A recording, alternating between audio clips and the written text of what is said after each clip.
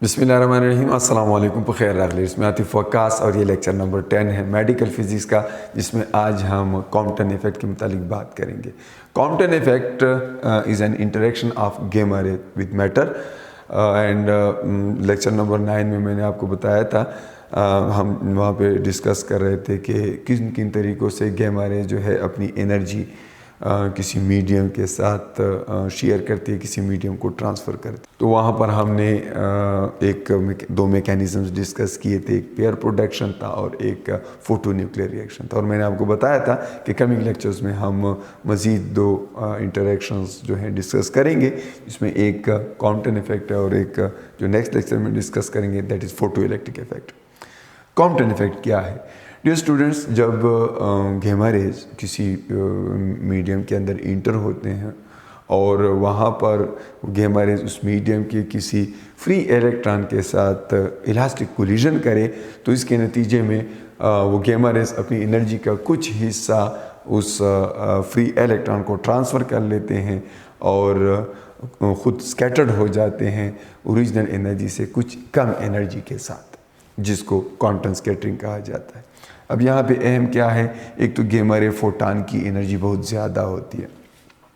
Free electron वो electron होता है, ज़ाहिर है वो किसी मीडियम के अंदर है, किसी मटेरियल के अंदर है, तो वहाँ पर बाउंड है। लेकिन अगर उसकी binding energy gamma ray photon की एनर्जी के निस्बत बहुत कम हो तो हम कह सकते हैं कि वो एक फ्री इलेक्ट्रॉन है। और अब वो गामा रे फोटान इस फ्री इलेक्ट्रॉन के साथ जब इलास्टिक कोलिजन करेगा तो दो पॉसिबिलिटीज़ हो सकती हैं। या तो वो अपनी सारी एनर्जी उसको ट्रांसफ़र कर देगा। अब ये जहन में आ सकता है कि जी गामा रे जो फोटान है वो अपनी सारी एनर्जी इलेक्ट्रॉन को दे देगा या उस एनर्जी का कुछ हिस्सा देगा। ज़ाहिर है क्लासिकली इसके लिए कोई सेंस नहीं बनता। क्लासिकली जब आप लोगों ने XRD के मुताबिक पढ़ा है, ब्रैग्स लॉ पढ़ा है कि जब एक्स रेज जो है किसी क्रिस्टल के ऊपर फॉल करते हैं तो कुछ ऊपर की सरफेस से रिफ़्लेक्ट हो जाते हैं, कुछ दूसरी लेयर से रिफ़्लेक्ट हो जाते हैं। अगर आपको याद हो, ये दो लेयर्स हैं किसी क्रिस्टल की, तो इधर से भी रिफ़्लेक्ट हो सकते हैं, इधर से भी रिफ़्लेक्ट हो सकते हैं। और जब वो यहाँ पर दोबारा मिलते हैं तो इंटरफेरेंस करेंगे या कंस्ट्रक्टिवली या destructively. That is about Bragg's law. और आप लोगों ने पढ़ा था 2D sin theta is equal to m lambda, that is condition for constructive interference. और वहाँ से आप एक डिफ्रैक्शन वगैरह देख चुके हैं। यहाँ पर सिचुएशन डिफरेंट है। यहाँ पे देखें ना, जिस फ्रीक्वेंसी के साथ वो एक्स रेज पड़ती हैं उसी फ्रीक्वेंसी के साथ वहाँ पे रिसीव होती हैं। जबकि यहाँ पे जो गामा रे फोटान है वो इंटर होता है तो उसकी फ्रीक्वेंसी कुछ और होती है, ज़्यादा होती है, उसकी एनर्जी भी ज़्यादा होती है, उसकी वेवलेंथ ऑब्वियसली कम होती है। लेकिन जब ये स्कैटर्ड होकर दोबारा हम ऑब्टेन करते हैं तो उसकी वेवलेंथ में शिफ्ट आया होता है, जिसे कॉम्पटन शिफ्ट कहते हैं। उसकी फ्रीक्वेंसी में कमी आई होती है, जिसकी एनर्जी में कमी आई होती है। तो ऑब्वियसली इसने अंदर अपनी एनर्जी यूज़ की है। अब इस बात को कॉम्पटन ने एक्सप्लेन किया इलास्टिक कोलिजन के ज़रिए कि जी ये तो इलेक्ट्रॉन और फोटान के दरमियान इलास्टिक कोलिजन होती है। So it's an evidence of particle nature of radiations, yani these gamma rays. So they behave as photon in this particular case. Now, when the two collide, there are two things. एक है energy, एक है momentum. अब जैसा कि मैंने पहले कहा कि जी ये कोलाइड होकर अपनी एनर्जी का कुछ हिस्सा इलेक्ट्रॉन को ट्रांसफ़र करेगा। अब ये क्या वो सारी एनर्जी इलेक्ट्रॉन एब्जॉर्ब करेगा? अगर वो इलेक्ट्रॉन को सारी एनर्जी देगा तो ख़ुद तो स्कैटर्ड नहीं होगा। स्कैटर्ड जब होता है तो इट मीन्स इसने कुछ हिस्सा अपनी एनर्जी का इलेक्ट्रॉन को दिया। और सारा क्यों इलेक्ट्रॉन एब्जॉर्ब नहीं कर सकती सारी एनर्जी? वजह ये है कि जब ये इंटरेक्शन करते हैं तो अब ज़ाहिरी बात है इलेक्ट्रॉन के केस में इलेक्ट्रॉन की एनर्जी को हम mc² मान सकते हैं। जब हम बात कर रहे होते हैं एनर्जी और मैटर की इंटरेक्शन की तो हम आइंस्टाइन की ये इक्वेशन हमेशा यूज़ कर सकते हैं। और ज़ाहिर है वो अगर गामा रे फोटान है HF, तो मैं कहता हूँ कि वो अपनी सारी एनर्जी वहाँ पे देगा। तो HF को हम इस तरह लिख सकते हैं hc/λ। और h/λ जो है h/λ कॉम्पटन ने इसको इलेक्ट्रॉन की गैमा रे के के मोमेंटम के तौर पे लिखा। उसने कहा इस momentum P of gamma ray and C. So PC is energy of that gamma ray. Now if we compare the two, PC is equal to mc square, तो यहाँ पे ये है, बट PC is mv। अब अगर उस gamma रे ने अपनी एनर्जी जो है, अगर मैं बात करूँ ना इलेक्ट्रॉन को उसने ट्रांसफ़र की, तो ऑब्वियसली ये दो इक्वेशंस हम कंपेयर कर सकते हैं इस पर्टिकुलर केस। अगर हम P उस इलेक्ट्रॉन का मोमेंटम मान लें तो P इज़ mv और mv is equal to mc, m cancel with m। तो ऐसा कैसे हो सकता है कि कोई इलेक्ट्रॉन जो है वो स्पीड ऑफ लाइट से जाए? ज़ाहिर बात है ये PC या mc स्क्वायर अगर मैं कंपेयर करता हूँ तो वहाँ से ये चीज़ आ जाती है। अब ये एक फोटान के लिए तो ट्रू हो सकता है कि फोटान की स्पीड ऑफ लाइट है, लेकिन एक इलेक्ट्रॉन कभी भी स्पीड तक नहीं पहुंच सकता। That is Einstein special theory of relativity. So it is not possible for a gamma ray to give all of its energy to a single electron. And then अब अगर हम देखें कि जी फिर इलास्टिक कोलिजन होता कैसे है, काउंटर इफेक्ट को अगर हम फर्दर देखें, सो इसमें ये होता है कि जी ये फोटान आया और इस फोटान की ओरिजिनली जो एनर्जी थी वो अगर मैं लिखूँ HF या HC बाई लैम्डा, और इसका जो ओरिजिनल मोमेंटम था that was H by lambda. And then when it collides with an electron that is originally having some energy, that is m0 c square, the rest mass energy of that electron, and then it has no any momentum, it is at zero. This is momentum of electron before gamma ray strikes it.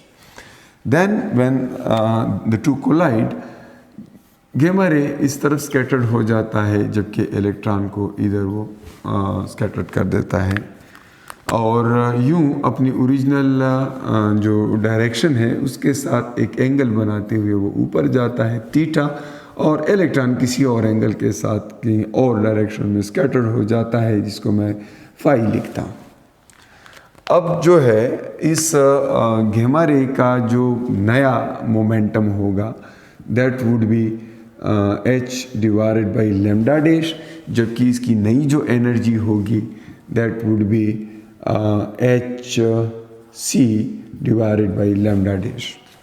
और यूँ इस electron का जो कि अभी जो नई kinetic energy या एनर्जी होगी that would B mc square, because पहले वो m0 c स्क्वायर था, अब वो मोशन में है, ये मोशन हाई स्पीड्स में होगी। क्यों?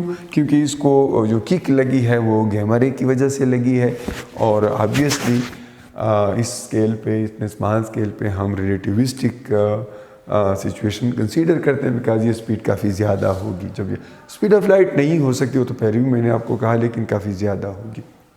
तो अब हम अगर इलास्टिक कोलिजन की कंडीशन लेंगे तो इसमें तो ये है कि बिफोर कोलिजन और आफ्टर कोलिजन मोमेंटा का सम बराबर रहेगा। अब ये तो चूँकि 2 डायमेंशनल केस है, तो पहले मोमेंटम सिर्फ इसका है, इसका कोई मोमेंटम नहीं है, तो यहाँ पर मैं H बाई लैम्डा लिखूँगा, इलेक्ट्रॉन की जगह 0 लिखूँगा।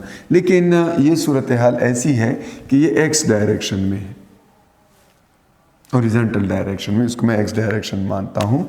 तो x डायरेक्शन में ये सूरत हाल होगी कि इनिशियली इसका मोमेंटम H बाई लैम्डा, इसका 0, लेकिन फाइनली इसके मोमेंटम के 2 कंपोनेंट्स बनेंगे, एक इस डायरेक्शन में, एक ऊपर। जाहिर है इस मोमेंटम के हम 2 कंपोनेंट्स बना सकते हैं, और ये होगा H बाई लैम्डा डैश, अगर हॉरिजॉन्टल है तो cos थीटा, यहाँ पर हो जाएगा H by lambda dash cos theta. बिल्कुल इसी तरह इस डायरेक्शन में मोमेंटम इस इलेक्ट्रॉन का भी होगा, and that is momentum of electron cos phi. So that is the component that is along the original direction. and then there are components in y direction. I call the vertical direction as y. So there is no y component of momentum of photon or electron before that collision, so I put 0 and 0, and then I have a vertical component of momentum of photon, that is h by lambda dash. ऊपर वाला वो sine theta से represent होगा, इस axis की मैं बात करूँ, h by lambda dash sine of theta, और जो नीचे इलेक्ट्रॉन आया है that is in opposite direction, I put negative sign here and that would be momentum of electron time sine of phi. So ये दो इक्वेशन तो ये आ गए, ये मोमेंटम कंजर्वेशन से. और फिर है energy conservation. So energy conservation के केस में ऑब्वियसली इसकी कुछ एनर्जी थी स्टार्ट में H C by lambda, and then electron was having some energy m not c square, and then when they collide this energy becomes hc divided by lambda dash, whereas electrons energy become mc square. And if I solve all these equations, what I get the expression for Compton scattering. Compton scattering के लिए मेरे पास expression आ जाती है, and that is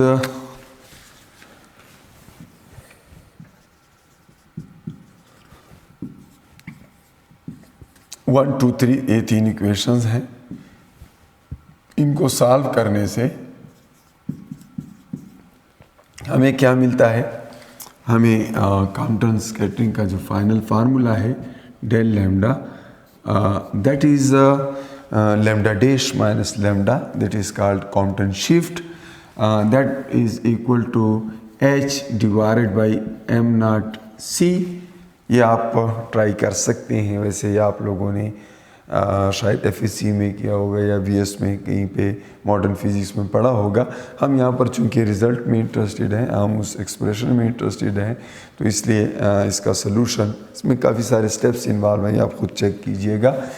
इससे आपके पास ये आता है 1 माइनस कॉस थीटा, ये एक्सप्रेशन आता है हमारे पास. ठीक है, ये इक्वेशन जो है that is for the Compton shift. And यहाँ से बहुत सी चीज़ें आपको नज़र आ सकती हैं कि जी एक तो ये शिफ्ट जैसा कि मैंने कहा that is lambda minus lambda dash. तो अगर आप इसी एक्सप्रेशन को in terms of frequency show करना चाहते हैं तो फिर आप यहाँ पर लैम्डा माइनस लैम्डा डैश लिखते हैं, ओरिजिनल जो थी, और अब जो है तो इसमें शिफ्ट आया है. लैम्डा डैश चूँकि ज़्यादा होता है इसलिए मैं इसको इधर लिख लेता हूँ, क्योंकि change in length is just a positive value. So lambda dash minus lambda and then h by m not c times 1 minus cos theta. तो इसकी जगह lambda dash, because lambda is c is equal to f lambda, so lambda is c divided by f, c divided by f dash minus c divided by f m naught c 1 minus cos theta, और c यहाँ पर common लेकर उस side पे divide कर दीजिए दोनों side पे, तो हमें ये मिलता है h divided by m naught c square 1 minus cos theta. तो ये इन टर्म्स ऑफ फ्रीक्वेंसी हो गया, वो इन टर्म्स ऑफ वेवलेंथ हो गया. ये दोनों आप लिख सकते हैं. ठीक है, अगर मैं यहाँ पे कुछ और अहम बातें बताऊँ आपको, एक तो ये है कि जी ये कॉम्पटन शिफ्ट सबसे ज़्यादा कब होगी, डेल्टा लैम्डा. चूँकि एक दफ़ा फिर लिख लेता हूँ h by m not c times 1 minus cos theta, ये है. इसमें ये जो पोर्शन है इसको आप ये लिख सकते हैं lambda c, that is Compton's wavelength, because this part is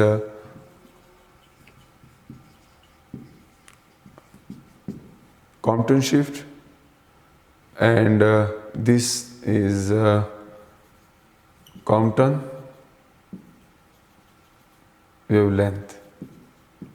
ठीक है, और काउंटन वेवलेंथ, बिकॉज ये सारी चीज़ें कांस्टेंट है। और अगर यहाँ पर मैं वैल्यूज़ पुट कर लूँ ना, एच की जगह एच की अपनी वैल्यू है, आप जानते हैं एच प्लांक कांस्टेंट है, तो that is 6.63 into 10⁻⁻34 joule second. Then we have m naught rest mass of electron, that is 9.1 into 10⁻31 kilograms. And then we have c, speed of light, that is 3 into 10⁸ meters in 1 second. If I put these values, I get lambda c, that is equal to 2.43 picometer, yani 10⁻⁻12 meter. So 2.43 picometer is Compton's wavelength, we call it Compton's wavelength. तो ये है, लेकिन यहाँ पर इसके साथ 1 - cos theta भी है। अब कभी कभी ये न्यूमेरिकल प्रॉब्लम्स से रिलेटेड आ जाते हैं, तो उसमें कहा गया होता है फॉर मैक्सिमम कॉम्पटन शिफ्ट। तो मैक्सिमम कॉम्पटन शिफ्ट के लिए ये तब होगा जब यहाँ पर कुछ ऐसा आए कि वो इसके साथ ऐड हो। तो यहाँ पर -1 आएगा, फॉर एग्जांपल मैं 180 पुट कर लूँ तो cos ऑफ 180 से -1 आएगा, माइनस माइनस प्लस हो जाएगा, 1 + 1 2 हो जाएगा। सो डेल्टा लैम्डा ज़्यादा से ज़्यादा 2 टाइम्स यानी डबल द कॉम्पटन वेवलेंथ हो सकता है, इससे ज़्यादा नहीं हो सकता। और ये कब होगा? जब थीटा 180 डिग्री हो।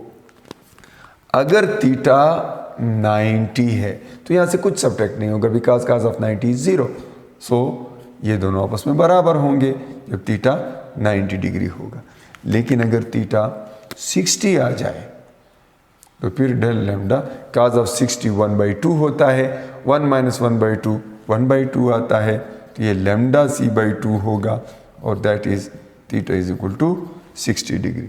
सो ये कुछ चीज़ें इसके मतलब आपने याद रखते हैं। फिर अगर आपको रिलेशनशिप चाहिए इन दो एंगल्स के दरमियान कि जी इलेक्ट्रॉन किस एंगल से स्कैटर्ड होगा और फोटॉन का क्या एंगल होगा, और इन दोनों को हम कैसे रिलेट कर सकते हैं, तो उसकी रिलेशनशिप जो है cotangent theta divided by 2 1 + h by lambda m0 c, ये और साथ में टेंजेंट फाई। इस तरीके से आप इन दोनों को रिलेट कर सकते हैं। एक का एंगल, फॉर एग्जांपल मैंने कुछ देर पहले वो डायग्राम बनाया था। सो फोटॉन खुद इधर गया है, इलेक्ट्रॉन इधर गया है, और ये जनाब आपका थीटा, इसको हमने फाई कहा था इलेक्ट्रॉन का, और ये थीटा है। तो इन दो इक्वेशंस के अंदर इन दो एंगल्स के दरमियान जो रिलेशन है वो आपको इधर से मिल सकती है इस पर्टिकुलर केस में। इसके अलावा एनर्जी ऑफ स्कैटर्ड फोटॉन जो है उसका ये फार्मूला किस तरह से हम लिख सकते हैं, E divided by 1 + E/m0 c² into 1 - cos theta. और इसको अगर आपको वो फ्रैक्शन चाहिए तो कितना फ्रैक्शन लॉस हो गया है, so that is 1 divided by 1 + E divided by m0 c² times 1 - cos theta. और इसके साथ ही मैं आपसे इजाज़त चाहूँगा। इंशाल्लाह नेक्स्ट लेक्चर में हम फ़ोटो इलेक्ट्रिक इफ़ेक्ट के ऊपर बात करेंगे। तब तक के लिए अपना बहुत सारा ख्याल रखिए। द अल्लाह पामान।